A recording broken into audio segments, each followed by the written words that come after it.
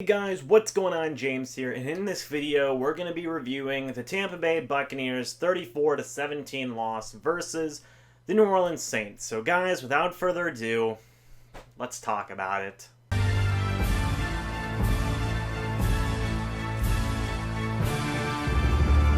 Guys, watching this game was so frustrating, and I know all of you guys feel the same way. It was just another frustrating loss to pile on a frustrating season. So let's start talking about some of the bad. First off, OJ Howard, he just struggled in such a big way today. Early on in the fourth quarter, he had a catch. He tried to catch it behind his back, kind of like this. It didn't work out. It resulted in an interception, and then after that, he was essentially benched, all things considered. Cameron Brate was the main receiving tight end for the remainder of the game. The Buccaneers asked Bruce Arians about it after the game. The media, I guess I should say, asked Bruce Arians about it after the game, and they said, hey, what's going on with OJ, basically? And Bruce, to paraphrase here, said, hey, he's got a lot of talent. It's just not showing up on Sundays. So, that was extremely unfortunate. We saw OJ Howard bounce back last week, and it just seems like he took another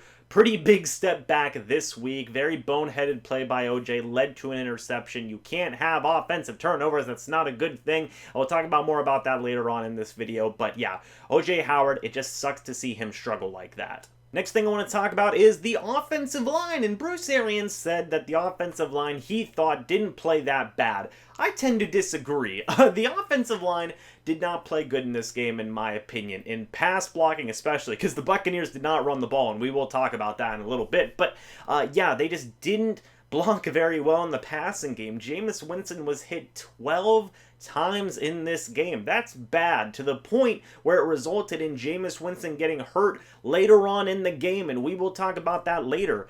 DeMar Dodson got a penalty, as is the usual with DeMar Dodson playing in any game this year, seemingly, and Donovan Smith got beat a couple of times as well. I believe I saw him get beat 2, 3, maybe even 4 times. The tackles got to play better, guys. Point blank, the tackles got to play better. The interior offensive line, I thought, did a good job, not a great job, maybe not even a good job, but I don't think that they were the worst part of the offensive line's performance today. The tackles really did struggle this week. Cameron Jordan was all over the place in run defense and, especially in pass, rushing as well. So the tackles have to play better for this offensive line to have any chance of succeeding moving forward. Next thing I want to talk about is the turnovers, the offensive turnovers, not just Jameis Winston, the offensive turnovers as a whole. I saw, people have mentioned to me, well, James, all the interceptions aren't Jameis Winston's fault, and Bruce Arians even said as much in the press conference. He said out of all the interceptions that Jameis Winston has had, all 18 of them,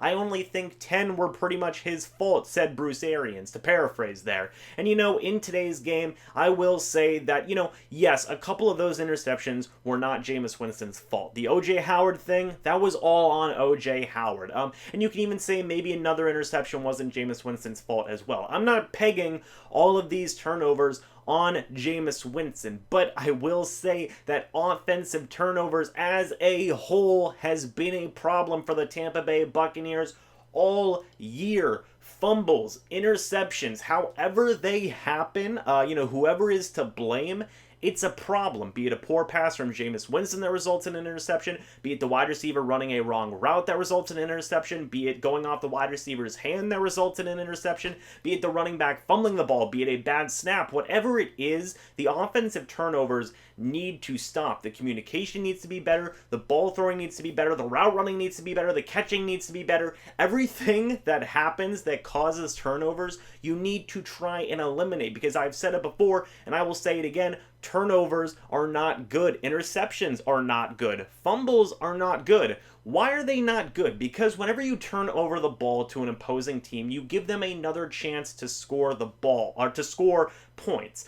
In today's game, the Buccaneers gave the Saints 4 more chances to score points than they would have had if the Buccaneers did not turn over the ball at all in this game. So that's why turnovers are bad. It gives opposing teams more opportunities to score points, and you just can't do that. So yeah, turnovers, again, plagued the Buccaneers in this game. Not all Jameis Winston's fault, but everybody needs to improve on offense to make sure that turning the ball over is not a problem moving forward. Next thing I want to talk about is Jameis Winston getting hurt towards the end of the game. And guys, I'll be honest, I didn't like this situation at all, okay? I know some people don't like Jameis Winston, and they hate Jameis Winston, and, that's fine. I'm not going to tell you how to live your life. I don't really care. The problem I have is that Jameis Winston got hurt, okay? He got his ankle rolled up on. Bruce Arians was concerned about it.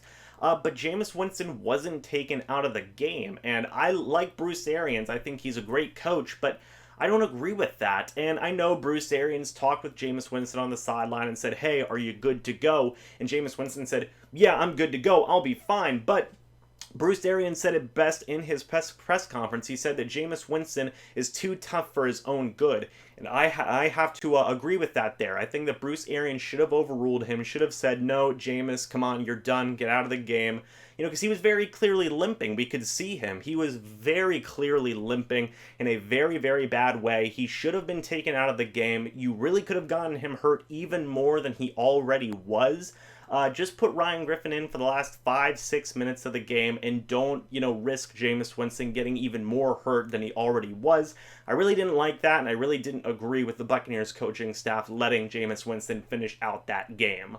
Next thing I want to talk about is pass rush, secondary, and tackling. And, guys, I know. It's Drew Brees, it's Alvin Kamara, it's Michael Thomas. Those guys are easily top 5 at each of their respective positions. But I wish I saw more from the defense. It wasn't all of their fault, obviously. This was a whole team losing effort, in my opinion. But, I would have liked to see more from the defense. They, did not get to Drew Brees very often in this game. Shaq Barrett was struggling. Vita Vea was struggling a little bit, in my opinion, in terms of pass rush. And just the entire team as a whole struggled to getting to Drew Brees. Now, Drew Brees has a quick release. That definitely played a factor into it. The New Orleans Saints, they have an amazing offensive line. That played a factor into it as well. But, I really wish I could have seen more from the Buccaneers pass rush and, even from the Buccaneers run defense in this game. It was unfortunate, but the New Orleans Saints, they're just a good team. Same for the secondary, There was some weird stuff going on in the secondary in this game. We did not see Jamel Dean at all, which was really weird in my opinion. The Buccaneers' 2 starting outside cornerbacks were Carlton Davis and Sean Murphy-Bunting, which, in my opinion, I would have had Sean Murphy-Bunting in the slot and then had Jamel Dean at outside cornerback, but the Buccaneers decided not to do that in this game. It's weird. I'm sure people will be asked about it later on this week, so keep an eye out for that. But yeah, weird stuff going all around for the secondary, for the pass rush, and for the run defense as well. But it was the New Orleans Saints. They're a really good team, so I'm not going to knock them that much, but I really wish I could have seen more from them. Finally, guys, the last thing I want to talk about is play calling and just overall coaching. And, guys, I'm not an expert on coaching, and I'm not an expert on play calling. I've said this multiple times for multiple weeks. I don't know what the best play is to call in this scenario, and I don't know what the best plays to call in an NFL game are. So this one's kind of more in an open forum for you guys. If you guys want to talk to me a little bit more about the play calling and the coaching down in the comment section below, hey, please let me know your thoughts about that. I've seen a lot of people be critical of Byron Leftwich, and even some people have been critical of Bruce Arians and what he's done this year, and same thing can easily be said for Todd Bowles. So, again, let me know what you guys think about all that down in the comment section below. For me, it's tough to, talk about that because, yes, you can make the argument of why did they abandon the run game so early on in the game, but the counter to that is well, they were playing from behind. It was 20-0 at the end of the first quarter. Yes, of course, they're going to be passing the ball a lot. So, you can make an argument for that. I will say, me personally, I did think that certain people could have been targeted more in this game. Mike Evans and Chris Godwin especially should have been targeted way more than they were. So I want to see those guys getting more targets moving forward. And, that is part of Byron Leftwich's job, is making sure who's getting targets and who isn't. So he does need to work on that.